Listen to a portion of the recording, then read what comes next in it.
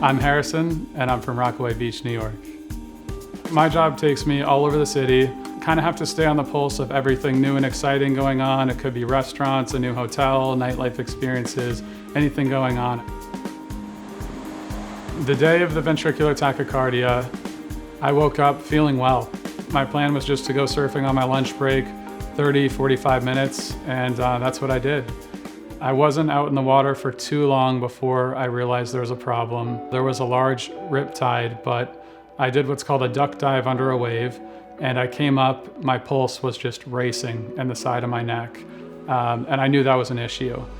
And so I looked around, 20 yards to the left, 20 yards to the right. There was one or two people, but my initial thoughts were these people won't be able to help me. So I got to shore as quickly as I could, and when I got on the beach, I couldn't feel my pulse in my neck anymore, which I thought was a good sign, but I didn't feel well. So I packed my stuff up, I drove myself home. As I started to feel progressively worse, I remembered that I had a pulse oximeter reader. I remember vividly putting the pulse oximeter reader on my finger, and all I would get was line. At this point, I was pretty freaked out. I then checked my pulse at my wrist, and I checked for my pulse on my neck, and I couldn't feel a pulse. So at that point, I made the determination to call 911. I'm not sure exactly what my statement was on that call, except for there's something going on with my heart, and I'll be on my front porch in case I lose consciousness. When the EMTs arrived, they put me in the ambulance and they hooked up the leads, and almost instantly it was just bang. How long have you been like this? And I could see from the box that the leads were plugged into, it said 225 beats per minute. Their reaction was, you're in ventricular tachycardia, it's a deadly arrhythmia, it's a critical condition.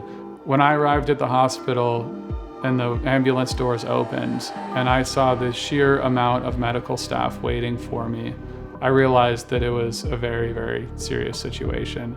And at that point, it was pure fear. They had tried all of the intravenous drugs that were known to help stabilize this condition, and they weren't working. And it wasn't but 15 seconds or so that the world was closing in. I actually saw the brightest light that I've ever seen in my life. And it wasn't the light, it was actually the 100 joules of defibrillation, and they were reviving me.